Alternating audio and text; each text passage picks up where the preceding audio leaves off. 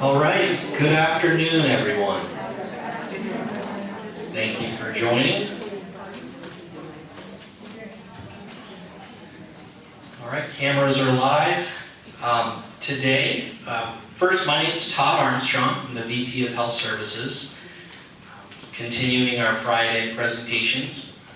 We will be scheduling more presentations from Health Services. We're looking at some other days as well. The Bridge team is been very forthright in letting me know that this is a sacred time.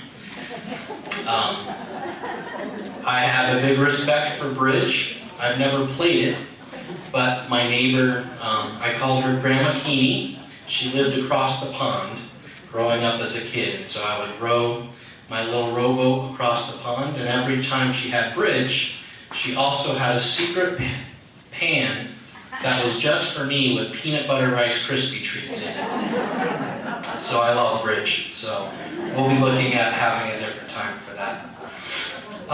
For today, part of today's meeting was getting out the updated Health Services Guide.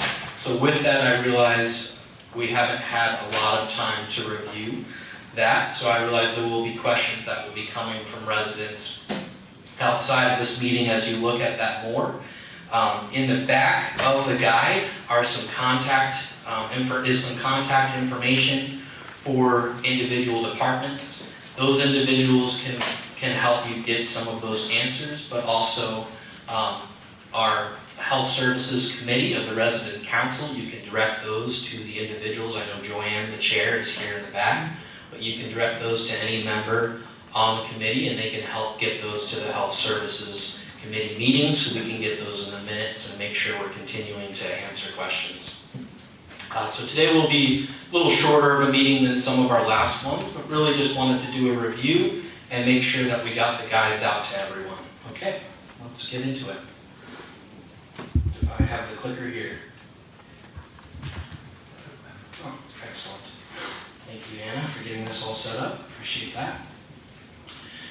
All right, the first part is what health-related benefits does the Life Care contract include?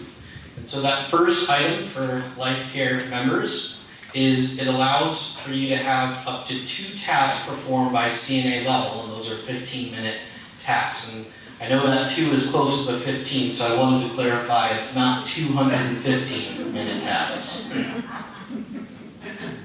The in-house emergency response services here in the independent living will be included, but this also includes visits to our wellness center. Another one is access to our assisted living, staffed and assisted living, when medically needed.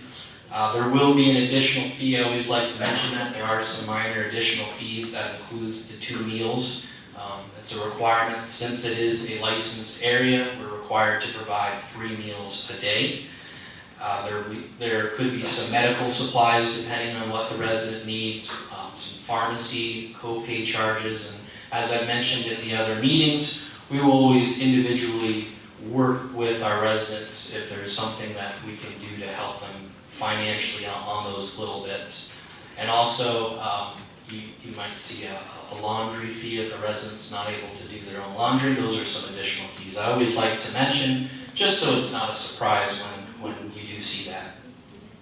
Okay, the other benefit of the Life Care contract is access to the Wyrick Healthcare Center in a semi-private. Thank you, Anna. Is access to a semi-private room. Semi-private meaning there is the potential for you to have a roommate if you were in the healthcare center. And the same fees that I had mentioned before with assisted living, additional meals, medical supplies, co-pays, those all would be included. The types of stay that are in Wyrick Healthcare Center, and this is going to be the same with the license change as well, would be short-term stays, temporary, or also long-term stays. We still will be able to provide both of those, and those are, you have access to that through your Life Care contract. Another service we have is availability. So we will do everything to get you into the healthcare center. And also, if there were to ever have to be any outplacing, we would assist with that as well. And then the last piece is there is a priority for life care members in comparison to community. Now, I will say the chance of it ever coming down to that is very slim. I won't say never, because as soon as I say never, then it will happen. But it is very slim. So for example, if there was only one bed left in the healthcare center, and we had 2 residents who needed it at the same exact second, the life care member would get priority on that. But we haven't had that as an issue, and don't see that in the future either.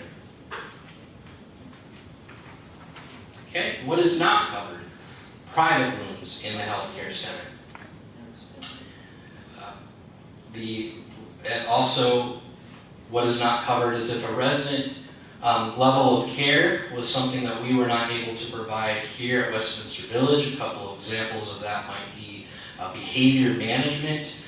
If someone was a danger to themselves or others, combative, abusive, those are things that we would not be able to provide there. We would work very closely with that resident and their family to make sure that we did everything to keep them safe and to help stabilize them as much as possible, though. Contagious conditions, the example I listed here would be tuberculosis. There are many contagious things, flu and different infections that we are able to manage, but if it were to escalate to a level where we couldn't, then we would need to seek outside resources. Another item not included would be an acute medical condition that would require a level of care. So if someone was on life support or a feeding tube, or that would require us to work with them to find that level. And that's something we do today, and something we would do in the future. All right, the pros and cons of a life care contract. So your pros are tax benefits. Peace of mind for knowing that you've paid ahead to have those services if you so need them in the future. Also savings by paying in, let's say if you were to be paying, oh, thank you, appreciate the reminder there. So savings, so if you were to pay your life care fee in 2021, potentially you're paying for care that might be provided possibly in 2030, so you can see a savings there. Priority for beds in the Wyrick Healthcare Center, as we mentioned before, and also an entrance fee refundability for a 5-year decline. And then the con would be is paying all that money up front. But it's very clear that the benefits far outweigh the con. And then the last slide I have here is a side-by-side comparison. And to clarify, all these services are available to both life care and community. The no's are going to be where the community resident, or where it would be at a cost to have that. So the first one is occupancy of the apartment. The other would be the Westminster Village dollars allowance for meals, housekeeping, maintenance, transportation, laundry services, activities and events, the fitness areas, and the pool, the spa.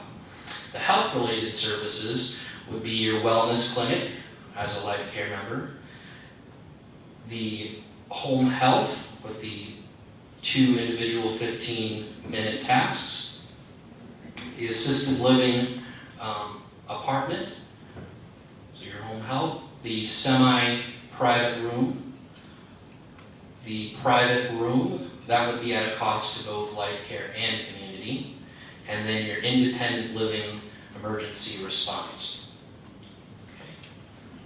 Okay. All right, and then I will now, you beat me to it. Yes, time for questions.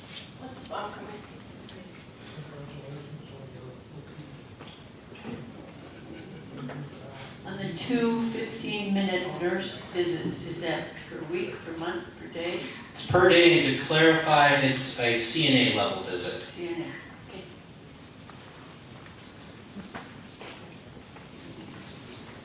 I must have read it very quickly, I didn't. When you said possibly in 2023, what did that mean?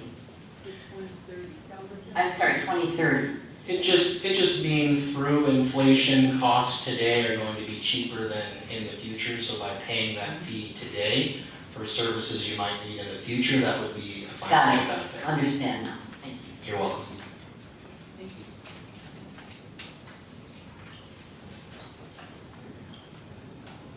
All right, please make sure you do take the time to read through this. A lot of residents that do have questions, they're,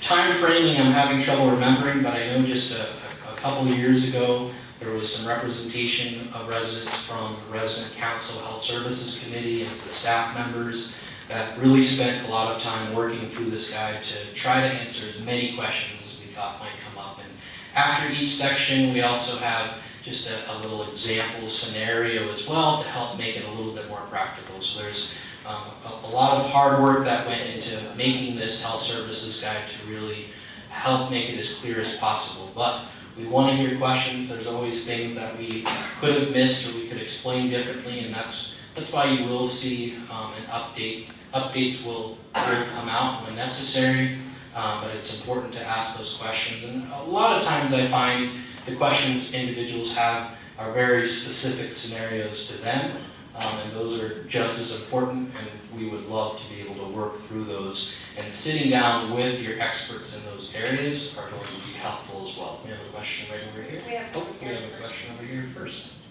Thank you. Hi. Since the goal is in Wyrick to convert most of those rooms to private rooms, should you go to Wyrick and that's all that's available, private rooms, are you going to have to pay a special fee for a private room if that's all that is available and that's probably sort of become the norm, or is the board still working on that? Where do we stand on that? So the board did everybody hear the question? Okay, excellent. The question was, with the plan of Wyrick having more private rooms, what would that mean if a resident were to go down there and the only room available was a private room? And the answer, and the other part you asked, is that something the board is working on? What would happen? So in that scenario,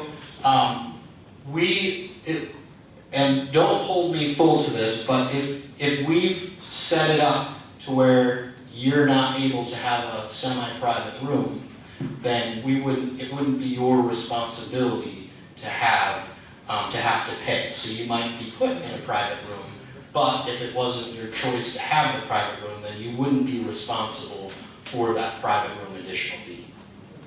Now, if that were to change, I will let you know. And then right here, I don't know your name, I apologize. Dee. I would like to have you explain about end of life care here, and do you outsource? Can they have hospice enter, and at what point do you have to outsource that patient? Absolutely. So the question was about end-of-life care and if hospice services were available. So the resident always has the choice of the hospice service they're going to utilize. There's different hospice companies that come in. Summit, who is our direct partner, that is a service they offer as well. And we like to promote Summit because we have their individuals here. We have a close relationship with their leadership, so we're able to have a high expectation with it. But there are other successful hospice companies as well. And yes, that is something that it depends on the specific individual, but we do have individuals who are on hospice and independent living. We've had individual residents in Sackton assisted living on hospice and also in the healthcare center. So that would be a service they would be able to have depending on the area. And at what point would you outsource that patient? Because it can't be, it'd be specific skilled nursing care. Correct. So when would we outsource? That would be directed by your hospice company. So the hospice, when you're under hospice, you fall under that hospice doctor. And that's why we like working close with our hospice companies. So if we weren't able to provide that level of care and it was at such a high acuity. I don't see that happen often, but they would say, okay, we need to escalate this person to a different level of care.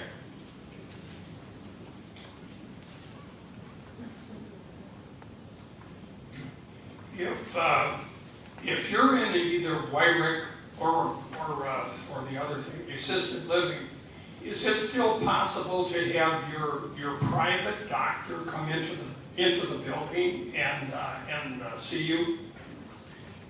Absolutely. So the question was, if in Wyrick or Sackton, could you still have your private physician follow you there and support you there? And the answer is yes. And what I would, what we recommend is just making, we like to make sure we are able to meet with that doctor to just make sure that we have access to them. So if something were to come up quickly, we want to make sure that we have the ability to be able to work directly and quickly with them to have the best level of care. But absolutely, that's something we would encourage. My question is, if you're in Wyrick in a private room and eventually a double room, a shared room is vacant, will they change you or can you still stay in your private room? So the question, I believe, was if you're in a private room, and are you meaning if you're in a private room but weren't wanting to be in a private room? No, if there was no other room available. The circumstances was that you came into Wyrick and you only had a private room available. Okay, And then I understand. a double room became available. Would they transfer you to the other room? Yes, we would offer you then the ability to transfer to that room unless the resident decided, and we've had this happen before, that the resident decided, okay, actually we want to stay as in this private room and we're willing to pay the private fee. So they would be able to stay if they'd like to, or have the ability to continue not to have to pay that and transition to the semi-private room. Great question. You had a question? Oh, I guess I did. Several years ago when I first moved in here, they had an open I'll house. repeat the question. Are we going to have an open house again sometime? Yes, great. I actually just had this conversation with Madge. I've been trying to give her a little bit of time to, the question was, will we have an open house again? And yes, we're looking forward to promoting our different areas, and especially in Sackton, I know our residents love being able to show their apartments, and that is something we're working towards. Yes. Could you go back one page? Point it. Independent living emergency response, community, no. You mean to say if a community member has an emergency, you're not going to respond? No, so this isn't something that they wouldn't receive as, it doesn't mean this is a service they wouldn't get. It just means there's a fee that could come with it. What's the question? What's the question? The question was, does it mean that a community resident wouldn't be able to have someone respond in an emergency situation? And the answer is no, that's not the case. We would still respond. There is the potential for a fee with it, but not with a life care. Thank you. If you're a life care member and you're living at home, and then you're sent down to Wyrick because you're very ill, and say you get really ill, worse than anything you could take care of, then is there a cost for whoever is being sent someplace else? Do they have to pay another fee for being taken care of elsewhere?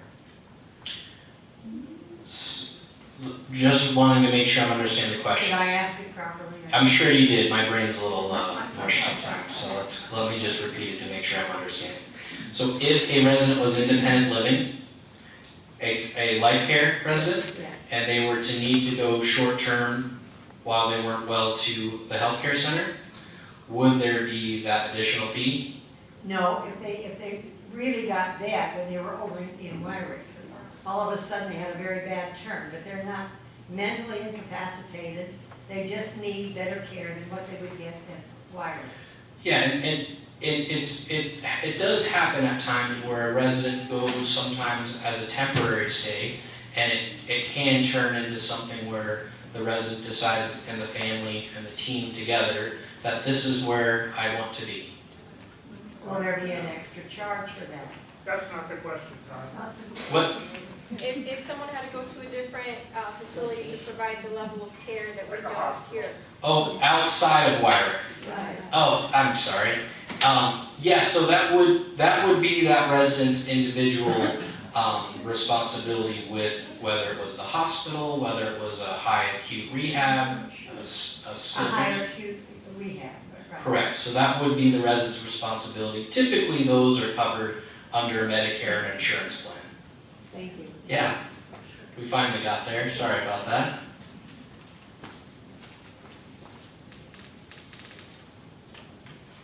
Is any of this, does this carry over into the new Wyrick changes? Yes, all of these things will be true also with the assisted living license for Wyrick. Is there anything that we will not get when the change occurs? In regards to, You name it. yeah, I mean, I think if you go over that form from the last time, it gives you a good breakdown of the differences for the different services. If there's something specific that you're thinking about, feel free to let me know and I can make sure I'm looking into it and explaining it to you. Right. Thank you.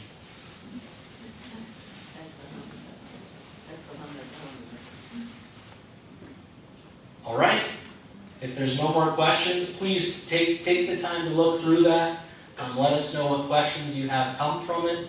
We're really excited how it's turned out, and thank you to those that have participated in bringing questions up so we can clarify things, and those residents that helped create it as well. So have a wonderful weekend, everyone. Thank you.